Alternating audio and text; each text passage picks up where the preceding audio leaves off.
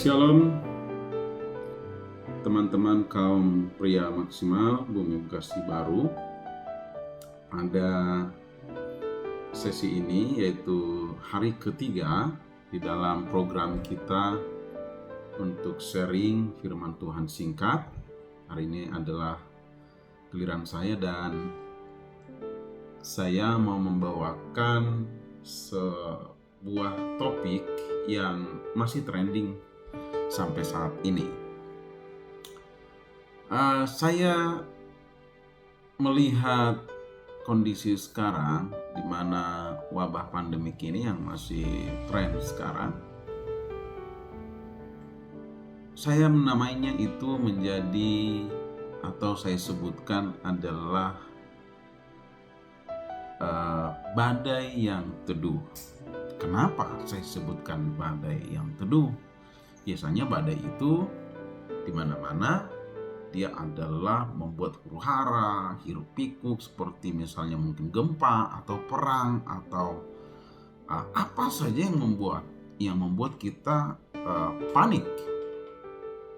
Tapi ternyata pandemik ini, virus ini, dia sifatnya sangat teduh, sangat silent atau diem. Nah, ini saya mau ajak bapak-bapak atau teman-teman semua untuk pelajari apa sih sebetulnya kelemahan daripada COVID ini. Yang pertama, bahwa dia adalah makhluk yang sangat kecil sekali. Saking kecilnya dia tidak bisa kelihatan dengan mata telanjang. Harus kita pakai mikroskop atau alat tertentu untuk melihat dia karena dia terlalu kecil. Nah, yang kedua adalah dia sangat lemah. Saking lemahnya dia, dicuci aja pakai sabun, dia sudah mati. Atau dibiarkan di tempat terbuka atau di panas matahari, dia juga sudah mati. Sangat lemah sekali. Nah, yang ketiga dia diam, dia pendiam.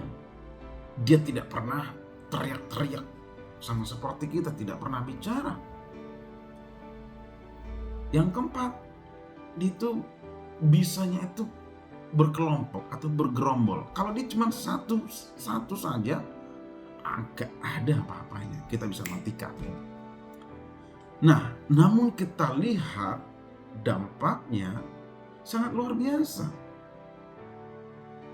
Coba kita bayangkan yang lemah seperti ini itu bisa menjajah dunia ini, bisa membuat memporak-porandakan ekonomi dunia ini. Tidak ada yang sekuat dia ini. Padahal tadi kita lihat lemah. Saudara, mungkin kita, bapak-bapak, mungkin juga ada yang terdampak oleh karena COVID ini. Mungkin secara ekonomi atau pekerjaan terganggu atau aktivitas lainnya, bahkan ibadah kita terganggu. Wajar kalau kita panik. Nah, murid-murid Tuhan Yesus pernah juga mereka mengalami badai. Nah, kita lihat di Matius 8 ayat 23 sampai yang ke-27. Dikatakan di sini angin ribut diredahkan. Saya tidak akan baca semuanya.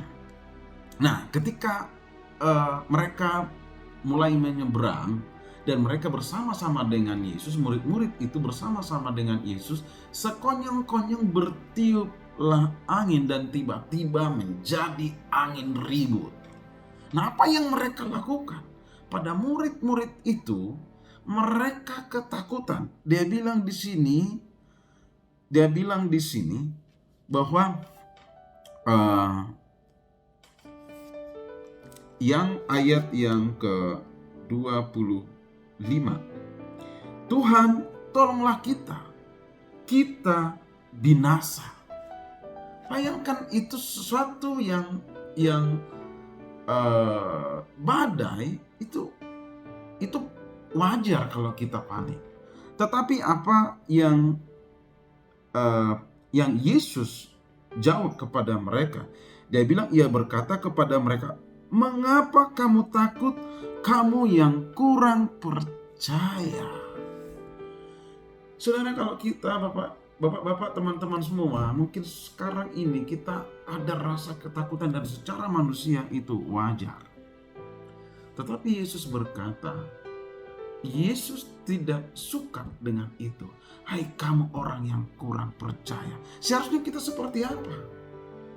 Apa yang seharusnya murid-murid itu buat? Apa yang seharusnya Bapak dan saya lakukan pada saat kondisi sekarang ini? Tidak bolehkah kita takut? Atau bisakah kita mengalahkan permasalahan kita, kekhawatiran kita? Kita akan tinggalkan pertanyaan ini. Oke. Yang kedua, kita melihat kenapa COVID ini begitu strong. Berarti ada sifat unggulnya. Ada sifat unggulnya si virus ini. Yang pertama adalah dia bisa mengkloningkan dirinya dengan cepat. Dari satu virus membelah menjadi 2 virus, menjadi 4, menjadi 8. Begitu cepat sekali. Dia bisa menduplikat dirinya sendiri. Saudara, kita ingat pelayanan Yesus selama 3,5 tahun yang dilakukan adalah bagaimana dia menduplikat dirinya sendiri.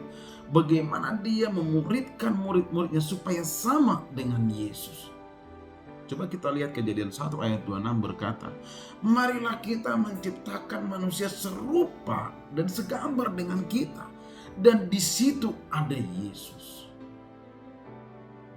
Saudara, itu makanya pertanyaan tadi, kenapa Yesus marah? Yesus mau mengembalikan citra diri kita menjadi sama seperti ciptaan Dia yang pertama yang dikatakan, marilah kita ciptakan serupa dan segambar dengan kita. Kalau Yesus bisa menghardik badai, yang Yesus harapkan dari kita, kita juga bisa menghardik badai. Kalau Yesus tidak khawatir pada saat itu ketika badai menghantam mereka, seharusnya murid-murid juga tidak khawatir. Mungkin ini tidak gampang, Bapak-bapak, semua teman-teman. Tapi inilah 3,5 tahun yang diajarkan Yesus supaya kita sama dengan Yesus. Melalui apa? Melalui pelajaran, melalui belajar secara rohani, melalui belajar karakter hidup. 3,5 tahun bukan waktu yang singkat. Siang malam mereka bersama-sama dengan Yesus. Kemudian sifat unggul yang kedua daripada si virus ini. Sifat keduanya adalah dia bekerja tim. Virus ini tidak punya kekuatan kalau hanya 1, 2, 3, atau 100 dia tidak punya kekuatan. Tapi dia satu kelompok besar. Nah, dalam Kisah 1 ayat 8 berkata,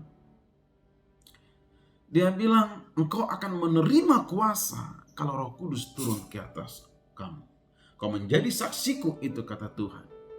Oleh karena itu, teman-teman, bapak-bapak, kaum pria maksimal, kita dilatih Tuhan supaya kita sama dengan Yesus, karakternya sama. Tetapi kalau kita tidak ada persekutuan dengan Roh Kudus, maka kita tidak punya puasa apa-apa. Oleh karena itu, kita harus terus jaga persekutuan dengan Roh Kudus. Tanpa persekutuan dengan Roh Kudus, kita tidak punya kekuatan apa-apa. Kemudian, sama seperti virus tadi, kalau dia sendiri tidak punya kekuatan, oleh karena itu kita sama-sama murid-murid Kristus. Kita saling menguatkan satu sama lain. Dimanapun kita berada, mungkin sama-sama kaum pria, kita saling mendoakan, kita saling mendukung. Maksud saya tidak menjelekkan atau ngomongin atau apa, tapi kita memberikan dukungan bagi teman-teman kita. Kemudian yang ketiga, keunggulannya si virus ini adalah dia cepat beradaptasi. Bapak-bapak, saya mau sampaikan bahwa informasi bahwa virus yang ada di Indonesia dan di negara-negara lain itu tidak sama dari negara asalnya. Mereka beradaptasi. Nah, sama seperti Paulus berkata, aku akan seperti Yahudi jika saya berada di tengah-tengah Yahudi. Mungkin Paulus akan berkata, saya akan sama seperti orang Batak jika saya di tengah-tengah orang Batak. Nah, yang dimaksud di sini kita harus kreatif dan cepat beradaptasi. Tuhan memberikan akal budi buat kita. Kondisi COVID sekarang, kondisi pandemi, kondisi lockdown, PSBB sekarang ini.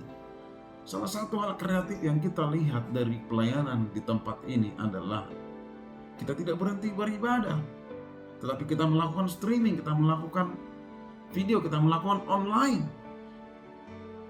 Ini adalah beradaptasi. Begitu juga bapak-bapak, teman-teman semuanya. Mungkin ada banyak hal yang Tuhan berikan hikmat kepada kita. Kita mungkin tidak perlu lagi mengeluh. Kita tidak perlu wah ini kenapa ini virus ini, kenapa ini pandemi ini. Tapi mari kita lihat apa rencana Tuhan. Saya percaya Tuhan memberikan kemampuan buat kita untuk bertahan dan bahkan keluar menjadi pemenang di tengah-tengah pandemik yang sekarang ini.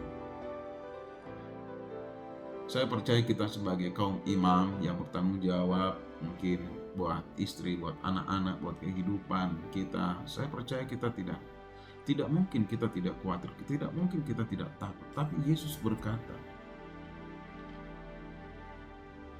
Dia bilang, marilah kita ciptakan manusia segambar dan serupa dengan kita.